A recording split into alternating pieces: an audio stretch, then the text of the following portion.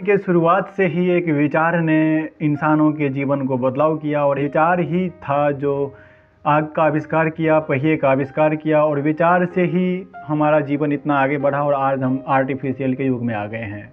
नमस्कार, मेरा नाम है प्रेम और हम बात करेंगे आज दो धर्मों के बारे में, जिसमें एक सनातन धर्म और दूसरा इस्लाम धर्म है, जिसको आप इधर मुसलमान और इस साइड हिंदू के नाम से जानते हैं। हालांकि दोनों नाम में बहुत सारा अंतर है और ये क्रमित रूप से विकास हुआ है धीरे धीरे इस नाम का। परंतु मानव किसी भी चीज़ के बारे में पहले सोचता है, सोचने के बाद जो है वो विचार करता है, विचार से ही हमें विश्वास आती है और विश्वास ही अंततः जो है एक धारणा का रूप लेता है। और धारणा कई टाइम ऐसा देखा गया, कई समय जो ये धारणा है, इसी धारणा ने हमें कई तरह से कट्टरवाद का पैदा हुआ है, कट्टरवादता का देखा गया है समाज में। और इस तरह से देखते हैं आपकी दोनों धर्म में कई कुरीतियाँ भी फैल चुकी हैं। हालांकि हम दोनों धर्म के बारे में बात करेंगे और दोनों के धर्मों के विकास के बारे में हम आज डिटेल में बात करेंगे। तो पहले हम इस्लाम धर्म की बात करेंगे। इस्लाम धर्म कहाँ से विकास हुआ, कैसे कितने ईस्वी सदी में इनका विकास देखा गया, और दूसरी तरफ हम हिंदू धर्म के बारे में बात करेंगे कैसे इनका विकास हुआ।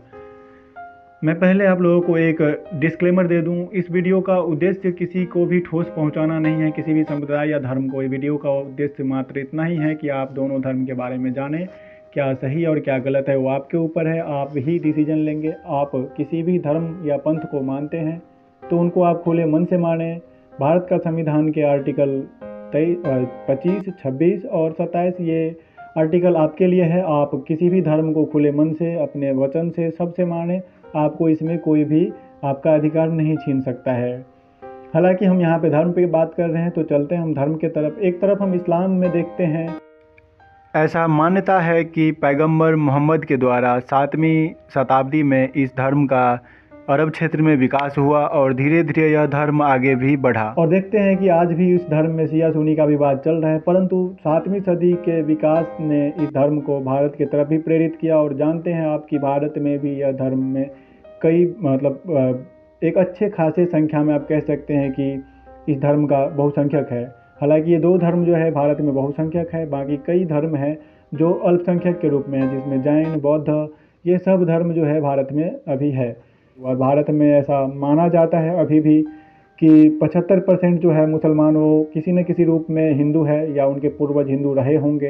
हालांकि ये आंकड़ा कहाँ तक सही है ये मुझे नहीं पता, ये आप पे ऊपर पड़ता है, लेकिन ऐसा माना जाता है, ऐसा कई रिपोर्ट निकलता है कि जो जितने भी मुसलमान हैं वो पहले उनके पूर्वज हिंदू रहे होंगे। हालांकि ये बाद की बात है, परंतु हम देखते हैं जिस तरह से दोनों धर्म में बदलाव हुआ है। हमने इस्लाम की बात कर लिया, अब हिंदू की बात करें तो हिंदू में कोई ऐसा डेट नहीं है हिंदू धर्म का कि कब उनका विकास हुआ, कैसे उनका विकास हुआ। हालांकि ऐसा माना जाता है कि हड़प्पा सभ्यता या सिंधु घाटी सभ्यता जो कि 2550 ईस्वी माना जाता है, या फिर कई ग्रंथों में लिखा गया है कि 2600 ईसा पूर्व इसमें इसका डेट है।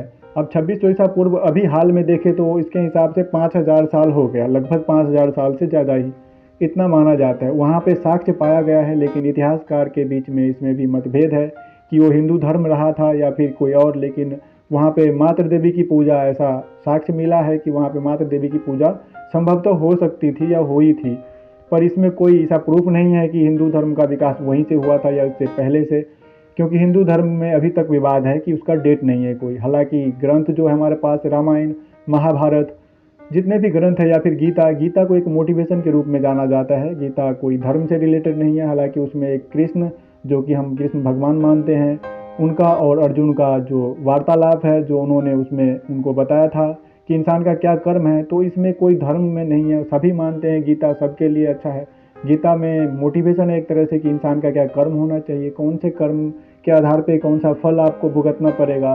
परंतु ये कहाँ तक सच है ये हमें नहीं पता, हम इसको मानते हैं। मैंने आपको वीडियो की शुरुआत में कहा कि हमारा धारणा है, हमारा विश्वास है, जो हमारा विश्वास ही है जो हमें इस पर अडिग रखता है कि हम इसको मानते हैं।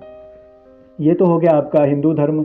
हिंदू धर्म में ऐसा भी माना जाता है, मिथक है ऐसा, कि जो रामायण या महाभारत में जो पात्र है वो पात्र अगर सच में ऐसा है या फिर इतना शक्तिशाली है, ये इसमें कोई मेरा मंतव्य नहीं है। कई बार कई इतिहासकार के द्वारा इस पे सवाल उठाया जाता है कि अगर उस वक्त में इस तरह का शक्ति या फिर इस तरह का पावर कुछ रहा होगा तो अभी हाल में क्यों नहीं दिखता है, और अगर अभी भी है ऐसा शक्ति तो कहाँ है, जिस शक्ति तो कहाँ है।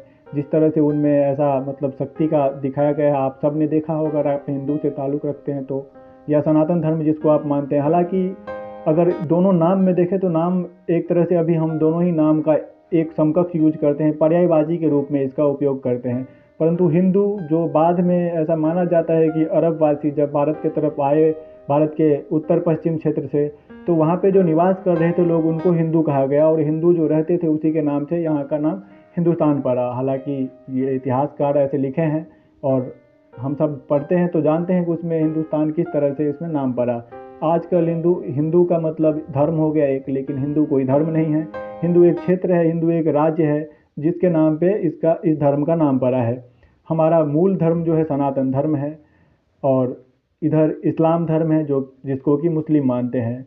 तो हिंदू का कोई साक्ष्य नहीं है, डेट नहीं है अभी तक, ऐसे माना जाता है। कई बार विवाद होता है कि इतिहासकार ये भी मानते हैं कि रामायण से पहले हो सकता है कि संभवतः जो महाभारत है वो पहले आया होगा, क्योंकि जिस तरह से उसमें लिखा गया है, जिस तरह से स्त्री की दशा दर्शाई गई है, इतिहासकार मतलब ने मानते हैं इतिहासकार इसमें ऐसे कि जो जैसे सीता माता है उनकी जो दशा है रामायण में, और या महाभारत में जो आप देखते हैं जो स्त्री है, स्त्री वस्त्र हरण होता है, उनका जो दशा है वो इस तरह से बताया गया है। इस तरह से इतिहासकार उसको मतलब अनुमान लगाते हैं कि हो सकता है संभवतः पहले ही लिखा गया होगा महाभारत। हालांकि ये मानव के द्वारा संकलन किया गया, पहले ये मौखिक रूप में चलता था दोनों ही ग्रंथ, और मौखिक रूप में हम इस ग्रंथ को एक दूसरे के प्रति एक दूसरे को सुनाते थे। और ऐसा माना जाता है कि इसको 1200 साल में क्रमिक रूप से लिखा गया है, और लिखावट जो है रामायण का या फिर महाभारत का वो कई सालों के दरमियान इसका पूरा किया गया है लिख के इसको। वैसे गुप्त काल में माना जाता है कि जब गुप्त वंश था दूसरी सदी में, तब इसको अच्छे से लिखा गया और संकलित किया गया। तो दोनों धर्म में हमने जाना अभी कहाँ तक कि हिंदू धर्म का कोई डेट नहीं है, अभी तक साक्ष्य नहीं है कोई कि कब लिखा गया। इस्लाम धर्म में साक्ष्य है कि, और एक व्यक्ति भी है जिनका नाम है पैगंबर मोहम्मद, जिनको अल्लाह का दूत मानते हैं, अल्लाह का एक प्रमुख वक्ता मानते हैं, जिनके द्वारा इस धर्म का विकास हुआ और ये भारत में भी आया। इस्लाम धर्म में एक ईश्वरवाद है, एक ईश्वर पर बल दिया गया है, और एक ही ईश्वर जो है वो निराकार ईश्वर है, उसका कोई रूप नहीं है, उसका कोई आकार नहीं है, एक ही ईश्वर है, एक ईश्वरवाद है। परंतु इधर हिंदू धर्म में बहुदेववाद है, इसमें बहुत सारे देवता है। वैसे माना जाता है कि 56 करोड़ देवता है, पर हमें नहीं पता कितनी सारी देवताएं हैं। और इसमें बहुदेववाद है, कई सारे पंथ है, कई सारे धर्म हैं, इससे विकास हुआ है। और इसी से देखते हैं आपकी बाद में जैन धर्म हिंदू धर्म से विकास हुआ, और बौद्ध धर्म, ये दोनों ही धर्म का इसी से विकास हुआ। लगभग 5वीं शताब्दी ईसा पूर्व में आप जानते हैं कि बौद्ध और जैन धर्म का विकास हुआ है। परंतु इस्लाम में ऐसा है कि इस्लाम में एक ही धर्म है, इसी में शिया और सुन्नी दो मत है वो अलग अलग बंट गया बाद में जाके। और ये शिया सुन्नी विवाद आज भी आप कई न्यूज़पेपर या न्यूज़ चैनल में देखते होंगे जो विवाद चलता है। हालांकि दोनों कहाँ तक सच है कहाँ तक झूठ है ये हम नहीं जानते हैं, हमारा विश्वास है, मानना है तो हम मानते हैं धर्म को। परंतु आजकल जो है दोनों का जो कार्मिक है वो ज़्यादा हो गया है, मतलब कि कार्मिक कर्मकांड जो है उस पर ज़्यादा बल दिया जा रहा है। अगर एक तरफ डीजे बजा के गायन करते हैं, कीर्तन करते हैं, तो दूसरी तरफ 2 हॉर्न लगा के अजान पढ़ा जाता है। तो ये कहाँ तक समाज में सही है ये तो आप डिसाइड करेंगे, ये हमें नहीं पता।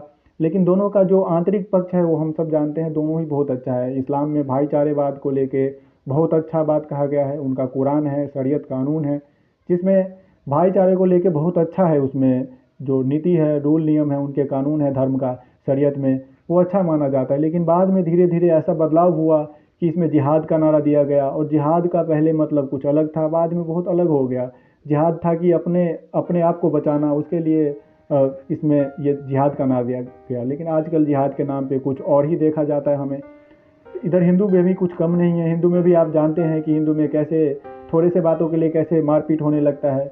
लेकिन दोनों धर्म का आंतरिक पक्ष जो है अंदर का है, जिसमें भाईचारा और सहानुभूति, एक दूसरे के प्रति संभाव, ये दोनों धर्म का अच्छा माना जाता है, दोनों का आंतरिक पक्ष। लेकिन आजकल कर्म कांड पे ज़्यादा जोर दिया जाता है। कर्म कांड माने कि मैंने बताया आपको, जो बाहर का चीज़ है, पूजा पाठ, अजान, इस सब पे ज़्यादा है। धर्म का बाजारीकरण हुआ है, और ग्लोबलाइजेशन के दौर में दोनों धर्म में बहुत सारा बदलाव देखने को मिलता है।